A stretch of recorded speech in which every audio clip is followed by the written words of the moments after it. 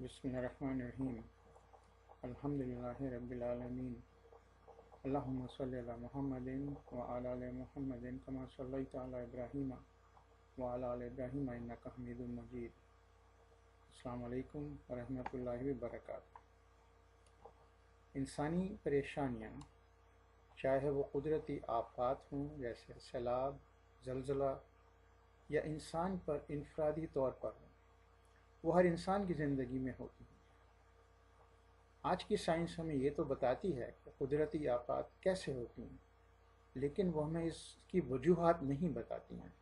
لیکن اسلام ہمیں صاف طور پر یہ بتاتا ہے کہ یہ مشکلات اور آفات کیوں ہوتی ہیں۔ آئیے اب میں آپ کو قرآن اور سنت سے ان وجوہات کو ہم دیکھتے ہیں۔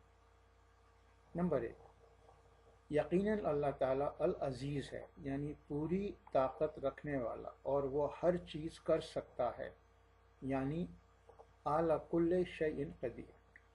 یہ بات قرآن میں کئی سو بار آئی ہے۔ قرآن میں سورہ المؤمنون آیت 14 میں اللہ تعالیٰ فرماتے ہیں کہ اللہ ہی خالق ہے اور وہ بہترین خالق ہے۔ ساری تعریف اللہ کے لیے ہے جو بہترین خالق ہے۔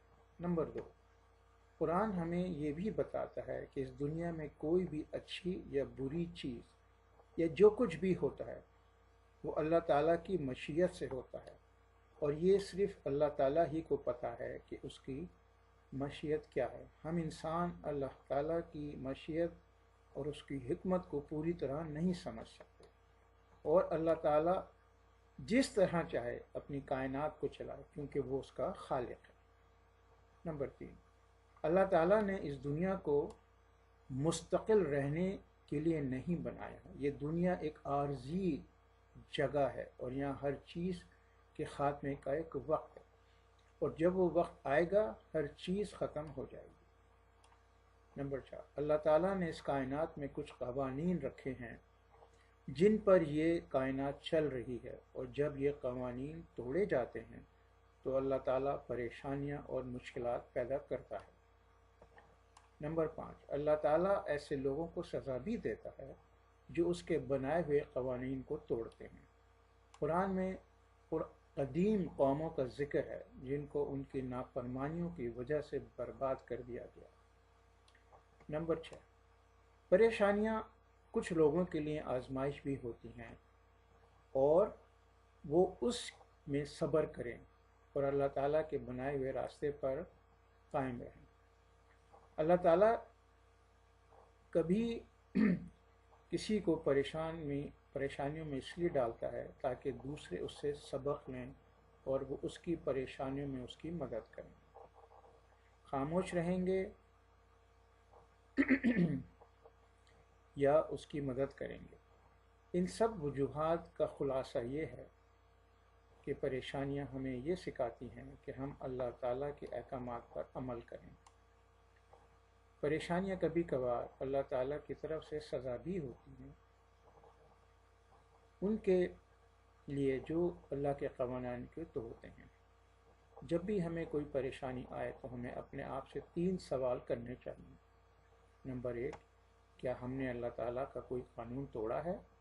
اور اگر ایسا ہے تو ہمیں اس کو ٹھیک کرنا چاہیے۔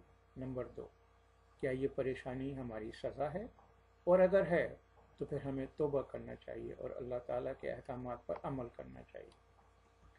نمبر 3، کیا یہ ہمارا امتحان یا آزمائش ہے؟ اور اگر ایسا ہے تو پھر ہمیں اس پوری آزمائش میں اور کوشش کرنی چاہیے اس آزمائش میں کامیاب ہوں۔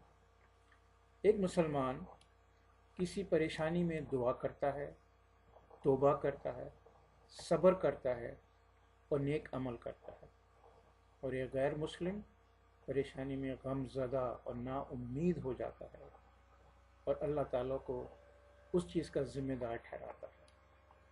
اور بعض غیر مسلم اللہ تعالیٰ کے لیے برے الفاظ بھی استعمال کرتے ہیں۔